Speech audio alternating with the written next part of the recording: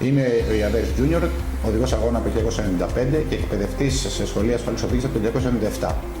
Είμαι μέλος της ομάδας Ιαβέρη, η οποία αποτελείται από πολύπειρους οδηγούς αγώνων αυτοκινήτων που παραδίδουν μαθήματα τόσο σε ασφαλή οδήγηση, οικολογική και οικονομική οδήγηση, 4x4, VIP και πολλά αγωνιστικά προγράμματα του μηχανοκίνητου αθλητισμού. Μας πλησίασε η Dorf Ketal μέσω του αντιπροσώπου του κ. Δημήτριου Μελιώτη για να πραγματοποιήσουμε ένα fuel test με τα Performance Chemical, τις νέες τεχνολογίες, το SR8241, το οποίο ουσιαστικά κάνει οικονομία, χαμηλότερη κατανάλωση καυσίμου. Έτσι εμείς δεχτήκαμε και είχαμε την υποχρέωση να οδηγήσουμε οι 5 οδηγοί που πήραν τα αυτοκίνητα από εδώ μέχρι Θεσσαλονίκη, από την Αθήνα μέχρι Θεσσαλονίκη και επιστροφή με τον ίδιο τρόπο και στα δύο ταξίδια, όσο αυτό είναι ανθρωπίνως δυνατό.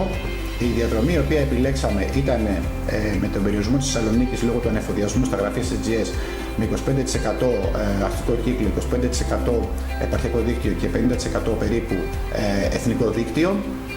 Έτσι λοιπόν πήραμε 5 αυτοκίνητα τα οποία ήταν διαφορετικής κατηγορίας, διαφορετικής μάρκας, μεγέθους και κυβικών, έτσι ώστε να έχουμε μια πληθώρα αποτελεσμάτων και δεδομένων.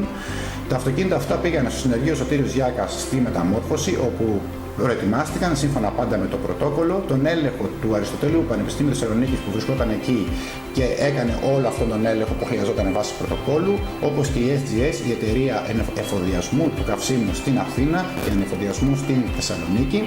Και τέλος ο Κωνσταντίνος Ακόρακας, ο οποίος ήταν αυτός που εφοδίασε όλα τα αυτοκίνητα με τα μηχανήματα data logger, έτσι ώστε να πάρει και να ανακτήσει και να επεξεργαστεί τα δεδομένα τα οποία θα βγουν από τα συγκεκριμένα fuel test. Τα αποτελέσματα του συγκεκριμένου fuel test, πάντα σύμφωνα με τα data loggers και βέβαια το καύσιμο το οποίο είδαμε να καταναλώνεται και τις αποστάσεις που τελικά κάνανε μεγαλύτερες αποστάσεις αυτοκίνητα με το SR8241, είχαμε κατά μέσο όρο χαμηλότερη κατανάλωση και οικονομία καυσίμου περίπου στο 10,5%.